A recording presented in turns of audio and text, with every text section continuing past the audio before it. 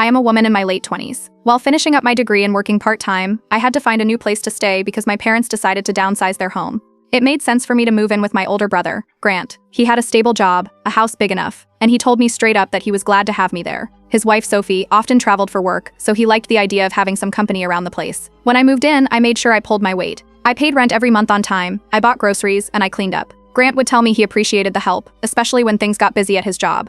For a while, it felt like it was working out, but the shift happened quickly once Sophie came home from one of her trips. Sophie introduced what she called house rules. She printed them out and stuck them on the fridge. Things like a strict cleaning rotation, who used the laundry on what days, even how late the dishwasher could be run. She also added limits on how often I could have people over, even though I barely had friends visiting anyway. It rubbed me the wrong way, but I didn't argue.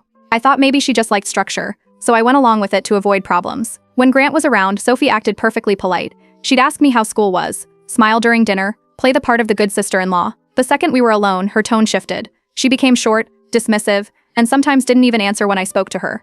Small things kept happening too. I'd leave my toiletries in the bathroom cabinet and they'd be moved into a plastic bag outside my room. I'd put food in the fridge and it would get shoved to the back or left out on the counter. At first I thought I was being sensitive, but it started adding up. I mentioned it to Grant once and he brushed it off. He told me Sophie was just adjusting to sharing her space and that it wasn't personal. I wanted to believe him, but it was hard when the signs were right in front of me. Sophie never once acknowledged anything I contributed to the house. She would brag to Grant about keeping things running smoothly when I was the one cleaning or restocking the pantry. I'd hear her telling him she did all the grocery shopping, when half the bags in the kitchen had been mine.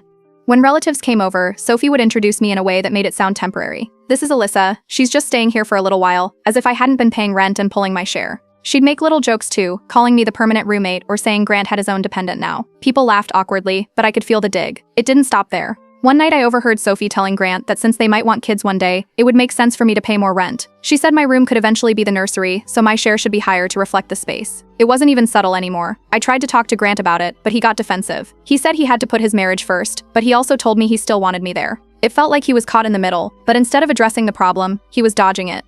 The nitpicking started next. I plugged in my laptop charger in the living room while I studied, and Sophie accused me of driving up the electricity bill. She said it in a tone that made it sound like I was freeloading, even though my rent covered utilities. Piece by piece, it became clear what was going on. Sophie was manufacturing reasons to paint me as a burden. Every rule, every joke, every nitpick was building a case against me. I wasn't imagining it anymore. The pattern was too obvious. I started keeping mental notes, not just about what she said or did, but how Grant responded, who was around to witness it, and what things seemed to line up. It wasn't just about surviving under her roof anymore. Something told me Sophie was maneuvering toward a bigger move, and I needed to be ready for it. What made it harder was that I liked living with Grant.